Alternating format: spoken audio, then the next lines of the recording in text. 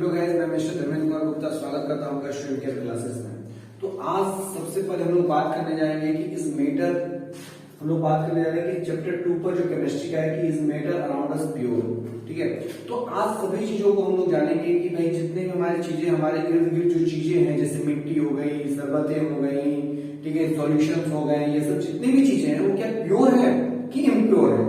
ठीक है, जितनी भी ज्वेलरी है वो क्या है, प्योर हम लोग पहन रहे हैं, खा रहे हैं, पी रहे हैं, या फिर अपने प्योर चीजों के साथ रह रहे हैं, मिक्सचर चीजों के साथ रह रहे हैं या इम्प्योर चीजों के साथ रह रहे हैं। तो ये सभी चीजों के बारे में हम लोग आज लेने वाले हैं यहाँ पर जानकारी। तो मैं कौन, मैं मिस्टर धर्मेंद्र कुमार गुप्ता और आपका स्वागत करता हूँ आपका स्टूडेंट केयर क्लासेस में। और सभी को मेरा सत श्री अकाल, जय श्री राम, सलाम वालेकुम और गुड मॉर्निंग। तो यहाँ पर सबसे पहले हम लोग यहाँ पर जानने जा रहे हैं इस मैटर अराउंड अस प्योर, जो कि केमिस्ट्री का चैप्टर 2 है क्लास 9 के लिए। ये सबसे इंपॉर्टेंट चैप्टर में से एक है क्योंकि इसके बारे में हम लोग अगर जानते हैं तो हम अपने जीवन में जितनी भी चीजें हैं इम्प्योर और प्योर चीजों के बारे में अच्छे से जानकारी ले सकते हैं, समझ सकते हैं क्या हमें खाना है, क्या हमें कैसे रहना है, किस तरीके की चीजों को पदार्थों का यूज सही तरीके से होता है, किसमें मिक्सचर जरूरी भी है। ठीक है, तो इन सभी चीजों के बारे में जानकारी आएगी। तो सबसे पहले हम लोग इंट्रोडक्शन से बात करते हैं। चैप्टर है is matter around us pure, यानी जितने भी मैटर है, क्या इसका मतलब क्या मैटर, जितने भी वस्तुएं हैं अराउंड अस प्योर, सभी चीजें सही हैं। मैटर किसको कहते हैं, तो जितने भी थिंग्स है, मास है और वो स्थान घेरता है, मैटर इज ना have a space, occupy a space and have a mass. अगर किसी पास मास नहीं है, वो स्थान घेरता है, तो सभी चीजें क्या है, मास है, सॉरी मैटर है। ठीक है, तो आई थिंक आप लोग यहाँ पर मैटर की डेफिनेशन तो क्लियर हो गई होगी कि जो भी वस्तु स्थान घेरती है या उसके पास कोई ना कोई द्रव्यमान है यानी मास है, ठीक है, तो उसको हम लोग बोलते हैं मैटर।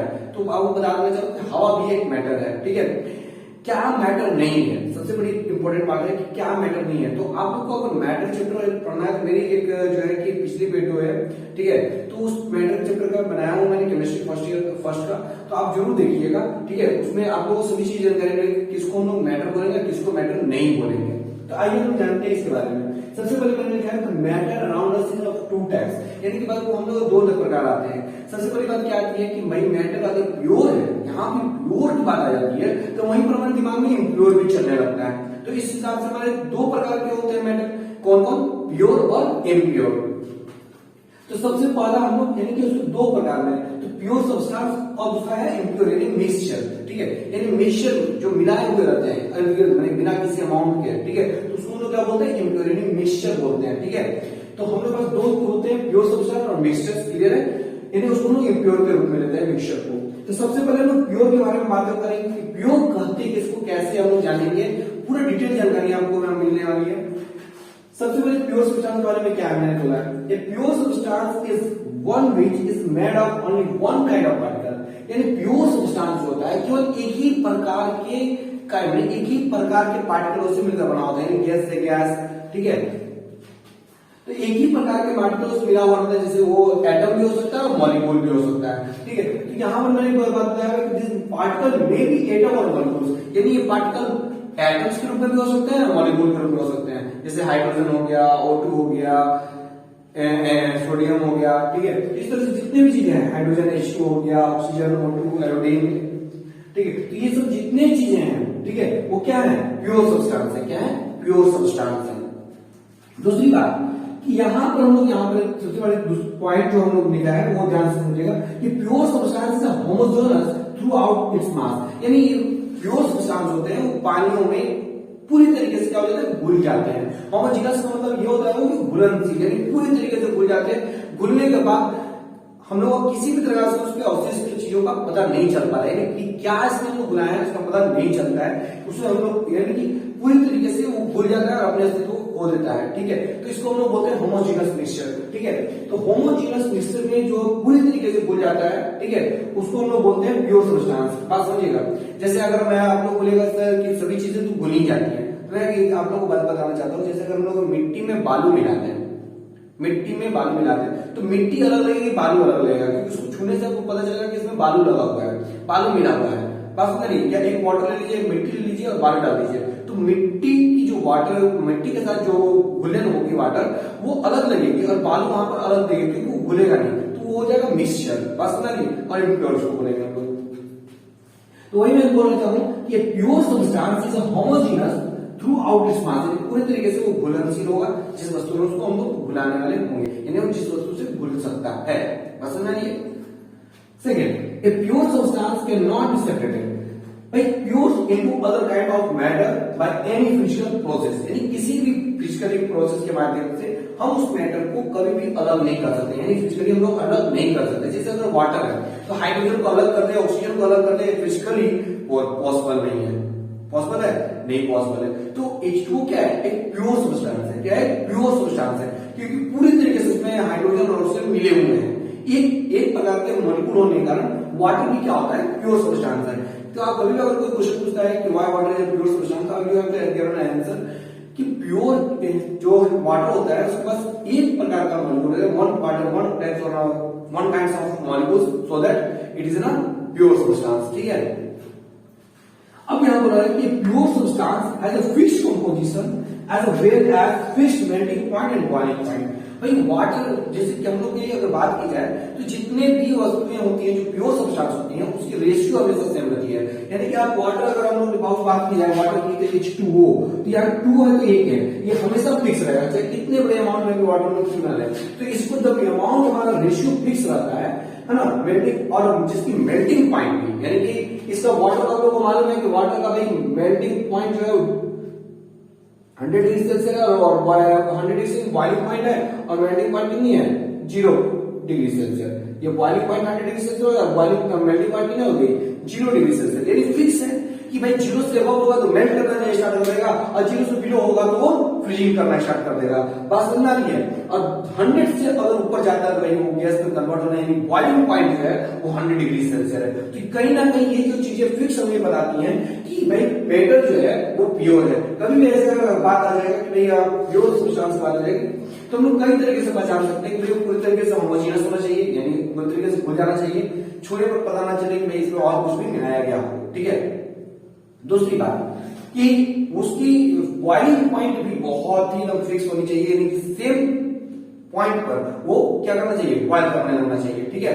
और मेल्टिंग पॉइंट भी उसकी सेम होनी चाहिए, यानी फिक्स होनी चाहिए कि भाई इतने पर मेल्टिंग पॉइंट है, मतलब है। बात समझ में आ गई है? आई थिंक कि आप लोगों को बहुत अच्छे समझ में आ गया होगा। अगर बात समझ में आ गया होगा तो भाई स्क्रीनशॉट ले लीजिए। नेक्स्ट टॉपिक पर हम लोग चलते हैं। तो प्योर सब्सटेंस जानने के बाद अब हम लोग आ गए हैं इम्प्योर सब्सटेंस, यानी कि मिक्सचर्स पर चढ़ने के लिए बारी आ गई। भाई क्या चीज होता है मिक्सचर, क्यों पढ़ना है ये चीज, आखिर क्या यूज है हमारे जीवन में, तो आइए जानते हैं बाबू। सबसे पहले हम लोग सेकंड में impure substance and mixtures. Impure substance क्यों कहा दिया गया? भाई कि प्योर सब्सटेंस में क्या था? रेशियो सेम था। क्या था? रेशियो सेम आता था। लेकिन इम्प्योर में रेशियो सेम नहीं होता है, यानी कि कोई भी अमाउंट कितनी भी ज्यादा मात्रा में होती है। ठीक है। एक सही अमाउंट नहीं होता है भाई इतना डाल दीजिए ये और इतना डाल दीजिए तो ये बन जाएगा। अगर रेशियो जिसकी सेम होगी वो समझिएगा प्योर सब्सटेंस है, और जिसकी रेशियो सेम नहीं रहेगी, यानी कि कभी भाई हम 2 किलोमीटर अलग चीज हो जा रहा है, या फिर हम लोग यहाँ जा रहे तो अलग हो जा रहा है, वहां जा रहे तो अलग हो जा रहा है, तो आप समझिएगा वो मिक्सचर है। ठीक है। क्या है? मिक्सचर है। तो क्या मैंने डिफाइन किया मिक्सचर के बारे में? A mixture is one which contains 2 या more different kind of particles या एटम या मॉलिक्यूल्स। पार्टिकल क्या है? एटम या मॉलिक्यूल्स आप कर सकते हैं। ठीक है। बात समझिए। तो बात यहां पर ये है कि a mixture is one which contains 2 या more different kinds of particle, यानी दोनों अलग अलग प्रकार के, अगर हम लोग पार्टिकल्स को, यानी 2 अलग अलग प्रकार के पार्टिकल्स को लेकर अगर हम लोग मिलाते हैं और रेशियो उसका अनुपात सही नहीं होता है तो उसको हम लोग बोलते हैं क्या? मिक्सचर्स बोलते हैं। क्या बोलते हैं? मिक्सचर। जैसे कि अगर बात की जाए साल्ट सॉल्यूशन, तो साल्ट सॉल्यूशन क्या है कि भाई यहां पर जो है कि अगर मान लिया जाए कि 1 गिलास वाटर है, 1 गिलास वाटर ले ली। अब 1 गिलास वाटर पूरा तरीके से खनाखन भर लिए हैं, तो उसमें हम लोग थोड़ी सी चुटकी भर क्या डाल देते हैं बाबू? नमक डाल देते हैं, चुटकी भर। ठीक है। अगर हम यही थोड़ा सा बड़ा कंटेनर लिए हुए हैं और ये खनाखन जो है कि पानी भरी हुई है, तो यही पानी, जितनी पानी की, अब यहां पर मान लीजिए कि हम लोग 2 लीटर अगर पानी, इसमें 1 लीटर पानी है और इसमें 3 लीटर पानी है, और नमक, ये वाटर में बोल रहा हूं, वाटर। ठीक है। और इसी में मैंने हम लोग मान लीजिए कि आप 1 ग्राम 2 ग्राम जो है आपने साल्ट ले लिया। क्या ले लिया? साल्ट। तो यानी 1:2, यहां पर हम लोग 3 लीटर के हिसाब से यहां पर 6 ग्राम नहीं लेंगे, कि 6 ग्राम हम लोग साल्ट ले लिए, ये क्या हो जाएगा गलत। यानी कि हम लोग नमकीन पानी नहीं हो पाएगा, नमक वाला पानी नहीं हो पाएगा, इसलिए क्या होता है कि हम लोग थोड़ा ज्यादा मात्रा में ले लेते हैं, 8 ग्राम ले लेंगे, 8 ग्राम वाटर साल्ट ले लेंगे। तो यही जो रेशियो हम लोग का गड़बड़ हो गया है, 1:2 आना चाहिए था, यहाँ 3:, क्या हो गया है 8। तो 3:8 कभी भी 1:2 में नहीं बदल सकता है, बदल सकता है नहीं बदल सकता है। तो इसी को हम लोग बोलते हैं मिक्सचर। क्या बोलते हैं? मिक्सचर। हाँ, ये बात है कि मिक्सचर जो है वो होमोजेनस भी हो सकता है और हेटेरोजेनस भी हो सकता है। ये रहा होमोजेनस का एग्जांपल। हेटेरोजेनस में क्या है कि मान लिया जाए कि कभी कभी ऐसा भी होता है कि भाई घर में जो है कि 2 ठो के पास ड्राम होते हैं, और ड्राम में क्या होता है बाबू कि हम लोग एक में गेहूं यानी व्हीट और एक में राइस होता है, ठीक है। तो कभी कभी ऐसा होता है कि गेहूं में, और बाई मिस्टेक हम माइंड से क्या होता है कि हम लोग गेहूं में जो चाल कर या फिर उसको बीन कर जो हम लोग साफ सुथरा रखते हैं और रखना चाहिए व्हीट में, तो रख जाता है चावल वाले बोरे में, ठीक है। तो इससे क्या होता है कि वो चावल वाले बोरे में क्या मिक्स हो गया, ठीक है। लेकिन चावल बोरा बहुत ज्यादा है, और यहाँ व्हीट जो है हम लोग एक छोटे से चीज बर्तन में जो भी है वेसल में हम लोग लेकर उसको बीनते हैं या फिर उसको बनाते हैं, तो ये उसमें डाल दिया, तो बड़े सी चावल के बोरे में थोड़ा सा क्या डल गया, व्हीट डल गया, यानी राइस में क्या डल गया, व्हीट। तो इसको जो हम लोग बोलते हैं उसको मिक्सचर बोलते हैं। क्या बोलते हैं?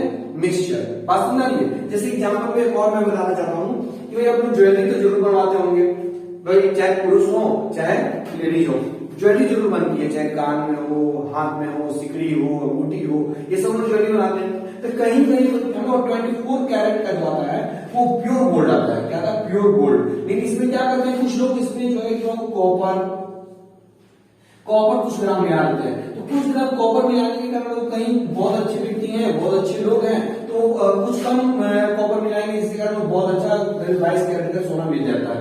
लेकिन कुछ लोग बहुत ज्यादा लालच के रूप में क्या करते हैं कि दूसरी दुकान में जाइएगा तो वही थोड़ा सा क्या कर लेते हैं कि थोड़ा सा और सोना उसमें से काटकर 21 कर देते हैं, 21 कैरेट कर देते हैं, जिसके कारण क्या होता है कि हम लोग को एक प्योर सब्सटेंस नहीं मिलकर इम्प्योर हो जाता है। क्या होता है? इम्प्योर हो जाता है, क्योंकि रेशियो कहीं ना कहीं सेम नहीं रहा, इतना से इतना ही डालना है, ठीक है। तो इसी को हम लोग बोलते हैं इम्प्योर यानी मिक्सचर। तो मिक्सचर क्या है कि होमोजेनस में उसका हेटेरोजेनस नहीं, यानी कि हम लोग फिजिकली जो है फिजिकली हम लोग गेहूं को राइस को अलग अलग कर सकते हैं, लेकिन यहीं पर अगर हम लोग सॉल्यूशन बनाए हुए हैं, साल्ट सॉल्यूशन हो या आपका शुगर सॉल्यूशन हो या सोडियम सॉल्यूशन हो या साल्ट सॉल्यूशन, ठीक। तो अगर ऐसा सॉल्यूशन होता है तो उसको हम लोग हाइड्रोलिक के माध्यम से किसी भी फिजिकल प्रोसेस के माध्यम से अलग नहीं कर सकते हैं, ठीक है। अब मैंने क्या लिखा है कि mixture can be separated into the other kinds of matter by physical process, यानी कि मिक्सचर जो है, जो हमारा हेटेरोजेनस जो मिक्सचर है उसको हम लोग अलग कर सकते हैं, जबकि हम लोग होमोजेनस मिक्सचर को अलग नहीं कर सकते हैं। मिक्सचर के बाबू कंपोजिशन फिक्स नहीं होते, कैसे वो मिल रहे हैं, मेल्टिंग पॉइंट और बॉइलिंग पॉइंट भी फिक्स नहीं होते हैं, ठीक है। तो ये आप लोग का प्योर सब्सटेंस और इम्प्योर सब्सटेंस के मिक्सचर के बीच में ये डिफरेंसेस हैं जो आप लोगों को यहाँ पर क्या करनी है, समझनी है और याद करनी है, ठीक है। ये चीज हो रही है कि यहाँ पर याद कुछ नहीं करना, सब समझना है। अगर आप समझते हो तो सारे क्वेश्चन आंसर आप होते हो। तो जल्दी से जल्दी इसको स्क्रीनशॉट ले लो, मैं नेक्स्ट टॉपिक पे चलता हूँ।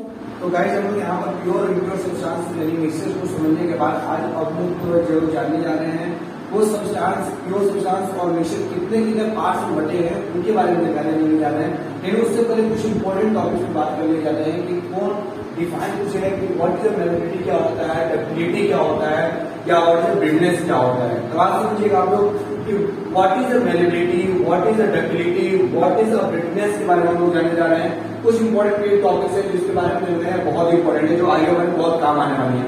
तो सबसे पहले हम लोग जानते हैं व्हाट इज अ मेलेबिलिटी।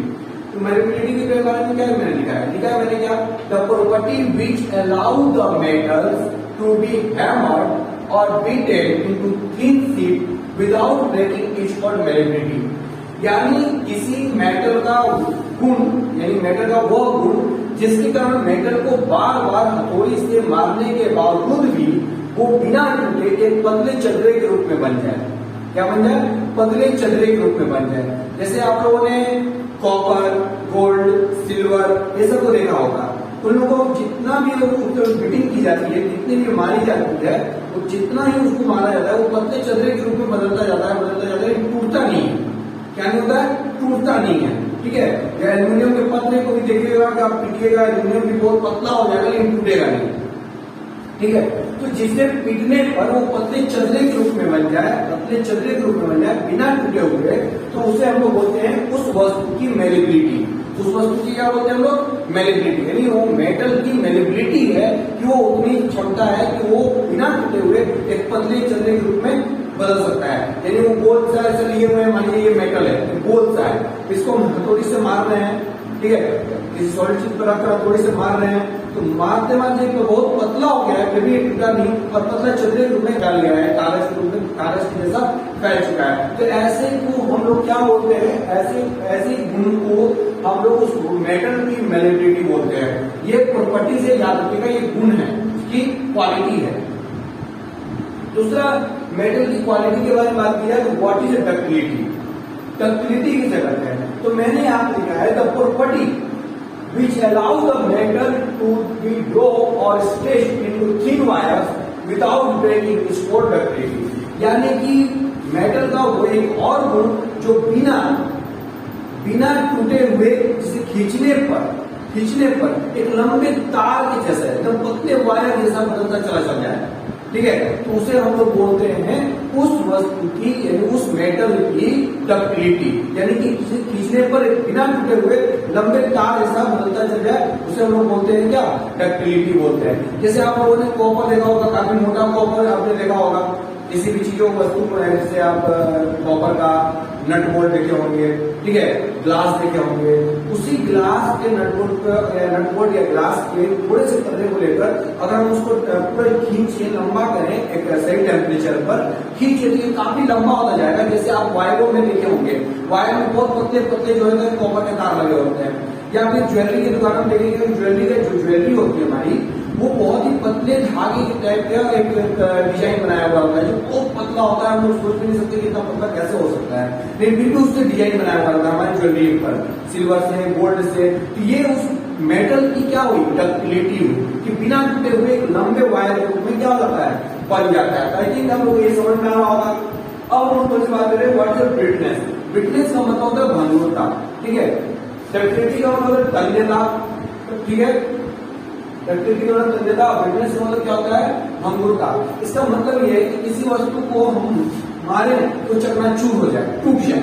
जैसे मैंने लिखा क्या है, the property due to which a non metal breaks into piece on a hammering is called brittleness. यानी पीटने पर वो क्या हो जाए? टूट जाए। जैसे कोयला को ले लिया आपने, कोयले को ले लिया, आप कोयले को लेकर आप किसी सॉलिड पर रख लिया और सॉलिड पर रखने के बाद हथौड़े से मार रहे हैं, तो जैसे आप मारोगे बाबू तो क्या होता है? वो ये होगा कि टूट जाएगा। क्या होगा? टूटता चला जाएगा। ठीक है, चकनाचूर हो जाएगा। तो इसी को हम लोग बोलते हैं उस कोयले का ब्रिटनेस। कोयले में किसी खासियत है? ब्रिटनेस की खासियत है। कुछ नोट्स पॉइंट है, वो बारे में समझिएगा। Brittleness is opposite of malleability and ductility. जहां पर मेलेबिलिटी यानी कि मेलेबिलिटी गुण ऐसा है जो पतले चदरे के रूप में बनाता है, और डक्टिलिटी ऐसा है जो पतले तार के रूप में बना देता है, वहीं पर ब्रिटनेस जो है जस्ट उसका उल्टा होता है, यानी ये टूट जाता है। जबकि ये टूटते नहीं है, वो टूट जाता है। तो आई थिंक क्या लोग मेलेबिलिटी, डक्टिलिटी और ब्रिटनेस के बारे में बहुत अच्छे से जानकारी प्राप्त हो गई होगी। अगर आपको ये सभी जानकारियां अच्छी लग रही है तो प्लीज लाइक, सब्सक्राइब और शेयर करना ना भूलें और मुझे सपोर्ट करें।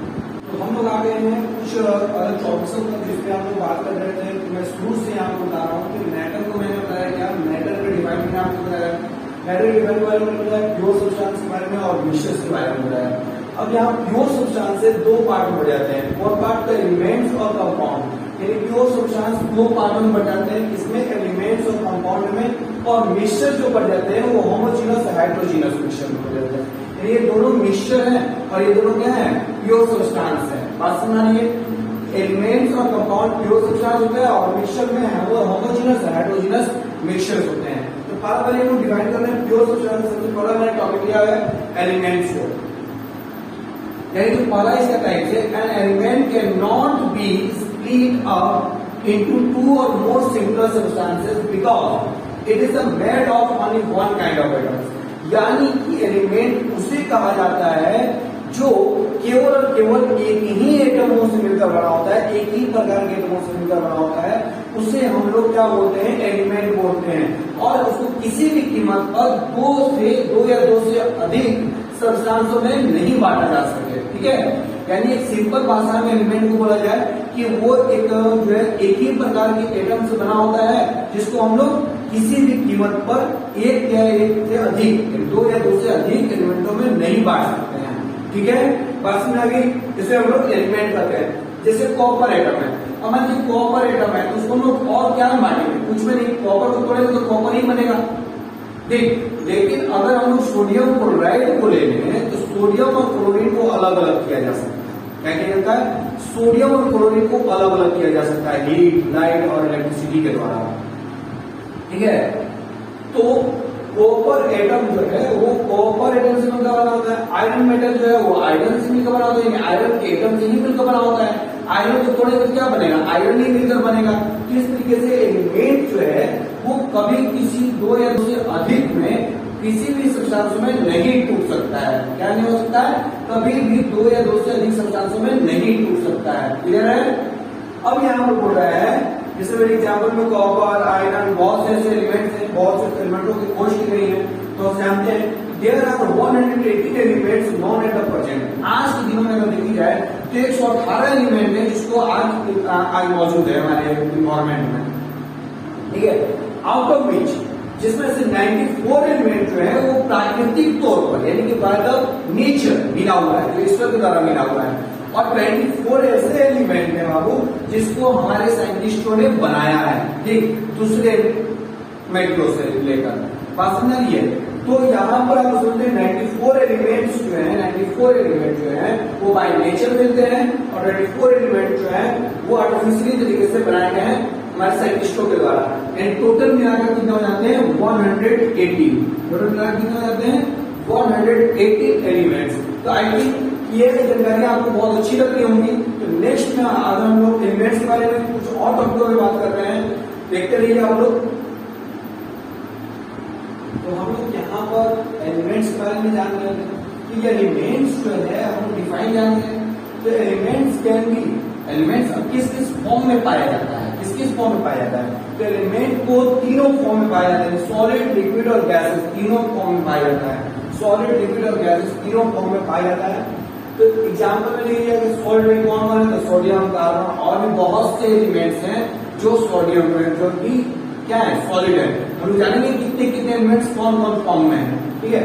लिक्विड जो है ब्रोमीन और मरकरी, यही तो नाम है, यानी ब्रोमीन और मरकरी ही है जो एट रूम टेम्परेचर पर लिक्विड फॉर्म में रहते हैं। किस फॉर्म में रहते हैं, लिक्विड फॉर्म में रहते हैं। गैस में कौन है, हाइड्रोजन, ऑक्सीजन और भी बहुत से, क्या हम लोग जानेंगे कितने कितने हैं। तो जानते हैं number of element in form of इस, तो सॉलिड के फॉर्म में अगर नंबर ऑफ एलिमेंट देखा जाए तो 105 है। कितने हैं, 105 एलिमेंट्स हैं जो सॉलिड फॉर्म में है। 2 ऐसे एलिमेंट्स हैं जो लिक्विड फॉर्म में है। किस फॉर्म में, लिक्विड फॉर्म में है।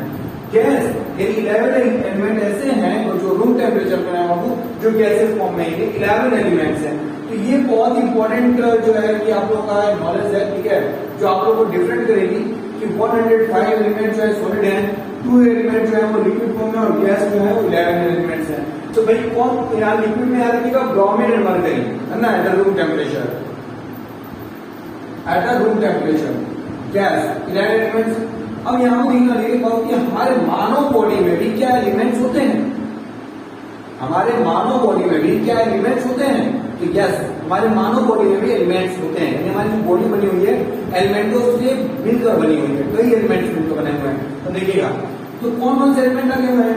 ऑक्सीजन जो है 65% है, कार्बन जो है हमारे अंदर 18% है, हाइड्रोजन जो है वो 10% है, नाइट्रोजन जो है वो 3% है, कैल्शियम जो है वो 2% है, और अदर एलिमेंट्स में है और भी जो एलिमेंट्स हैं वो 2% है। कितने हैं, 2% है। तो इस तरीके से आप समझ सकते हैं बाबू कि हमारी जो बॉडीज की जो है, मानव की जो भी बॉडी है वो भी किस किस बहुत से अलग अलग एलिमेंटों से मिलकर बनी हुई है। तो आई थिंक आप लोग ये अच्छा लग रहा होगा। तो हम लोग चलते हैं अब कि एलिमेंट्स किन किन पार्ट में बटा, इनको क्या क्या कहते हैं। जैसे 105 एलिमेंट है, किसको क्या कहेंगे, 2 एलिमेंट्स है, इनको क्या कहेंगे, 11 एलिमेंट्स किन किन फॉर्म में बने हुए हैं, क्या उसको क्या क्या कहा जाता है, उसके बारे में जानकारी लेते हैं हम लोग।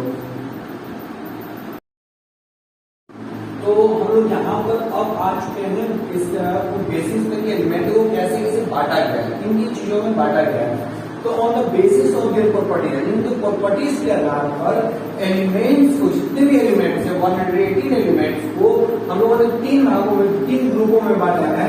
पहला मेटल होता है, दूसरा नॉन मेटल और तीसरा मेटलॉइड होता है। आप लोग की जानकारी के लिए बता दूं कि टोटल एलिमेंट्स में 93 एलिमेंट्स हैं जो मेटल्स हैं, नॉन मेटल यानी ये 93 है ना, आउट ऑफ 180। नॉन मेटल जो है वो 18 है, जो आउट ऑफ 118, और मेटलॉइड जो है वो 107 है, यानी कि 7 है, आउट ऑफ 118। तो आई थिंक ये बहुत बड़ी जानकारी है कि मेटल कितने हैं, नॉन मेटल कितने हैं और मेटलॉइड कितने हैं। ठीक है, मेटल्स क्या है बाबू? A metal is an element that is malleable, ductile and conduct electricity.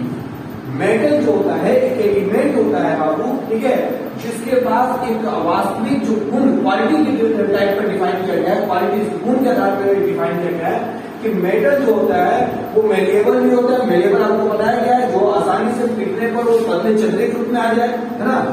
Ductile यानी जिसको खींचने पर वो लंबे तार के रूप में हो जाए, ठीक। और कंडक्ट इलेक्ट्रिसिटी, जिससे इलेक्ट्रिसिटी आसानी से पार हो जाए, तो उसको हम लोग बोलते हैं क्या?